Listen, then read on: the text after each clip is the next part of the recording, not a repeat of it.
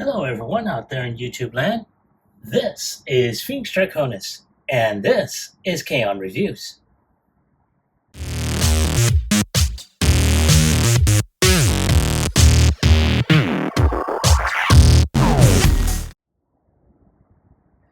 Now, as you saw in the intro, today's review video is going to focus on Star Wars, the Black Series, Professor Huyang from Star Wars Ahsoka. And I have to say, this is a very interesting figure. Even the character himself is very unique because he himself, from what I've gathered, is basically an instructor during the times of the Old Republic. And so far, he has survived, not only the fall of the Republic, but the rise and the reign of the Empire, as well as its fall, and the current budding New Republic. So it is a very, very interesting figure. As you can tell, he is displayed by this open window box. As you can tell by the shining, or by the glare from the lamp. You do see him with his illustrative self. Very, very nice. I am really liking it. And of course, you see the bio, which pretty much reads the same thing as the other 5 or so characters that I reviewed throughout the course of these reviews here for this particular line within the series. And not too bad. I'm really liking it though. So we're going to take one final look at the figure as he appears in the box. And without any further ado, let's go ahead and get him opened up.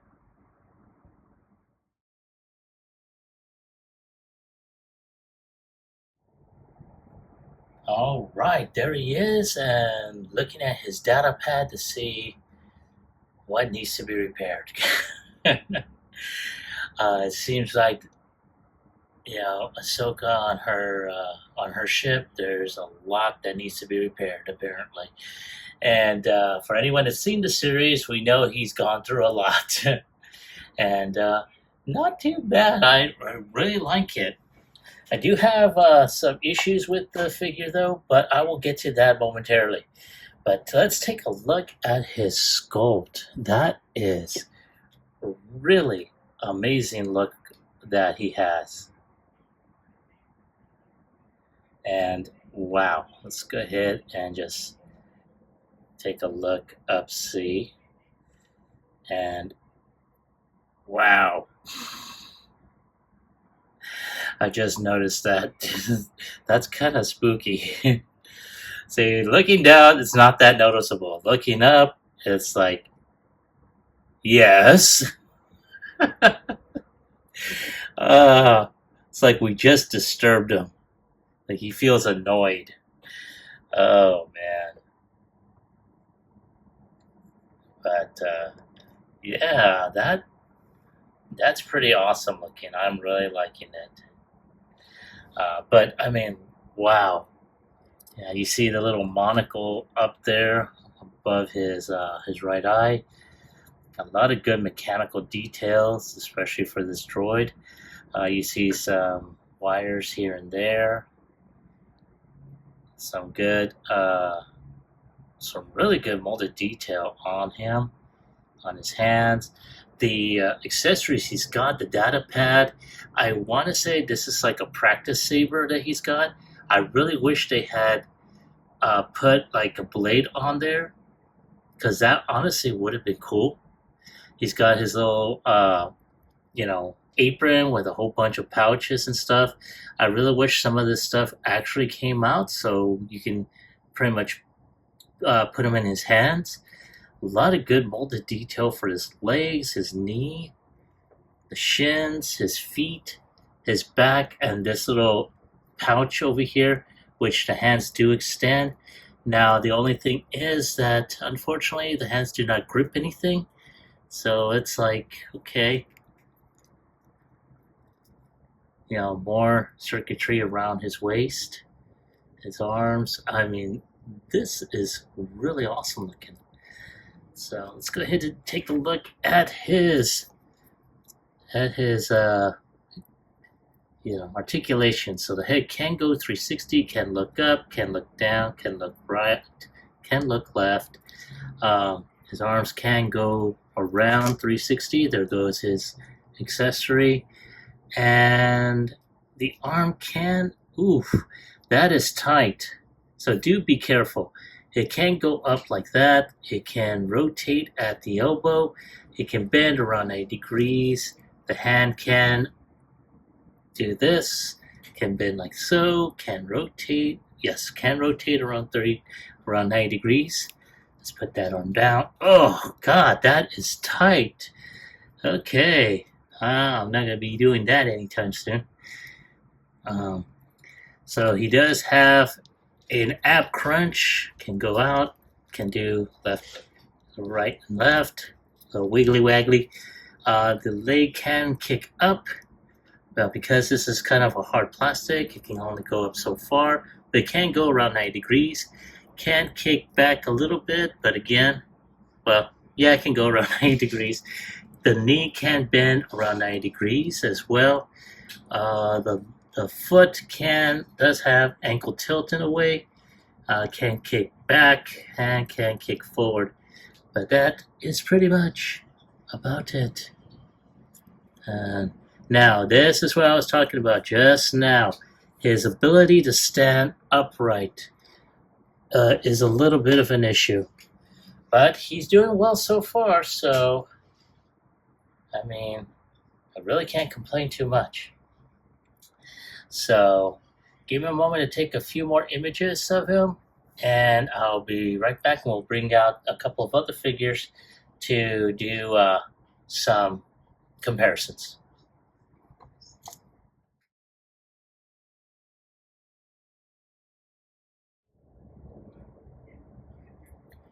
All right, so here we have Huyang, and here we got Ezra and Sabine. And there, of course, Huyang is pretty much giving them some lessons and whatnot, especially probably some little insight to Ezra's master, Kanan Jarrus. And, it's like, he's a repository of information, a wellspring, basically, going back to the old Republic and so forth. So, yeah, they're utilizing him as a resource, which is pretty cool. As you can tell, he scales a little bit taller above them because of his rather lanky form and whatnot. But again, this is not too bad. Now, again, as I said earlier, I did have issues with him standing. I'll probably bring this up again a couple more times. But as long as he's standing.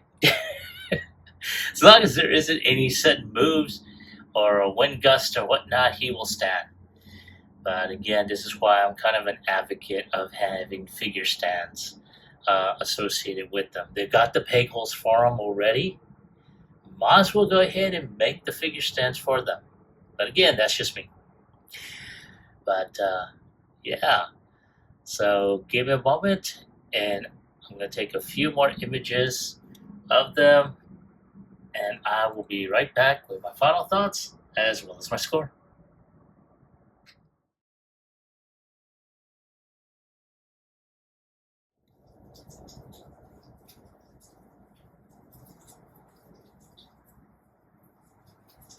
All right, one final scene, and that is, Ezra and Sabine, practicing. Well, as you can see, Ahsoka and Huyang, sorry, discussing, their forms and whatnot. And I have to say, I like the figure. Like I mentioned earlier, I did have some issues with him standing properly. And that's the one thing I've been noticing a lot, especially with the Black Series figures. With almost any figure. Um, especially those that are very slender and whatnot, they have an issue with standing properly. Uh, so again, this is how come I'm wondering why put peg holes on the bottom of these figures' feet if you're not going to put figure stands. But again, let me digress. But again, Huyang is not a bad figure. I really like the design. Of course, when you have like you saw earlier, looking right at you through the camera, that was spooky. But if I have to go ahead and give him a score on a scale of 1 through 10, I'm going to go ahead and give him a 9.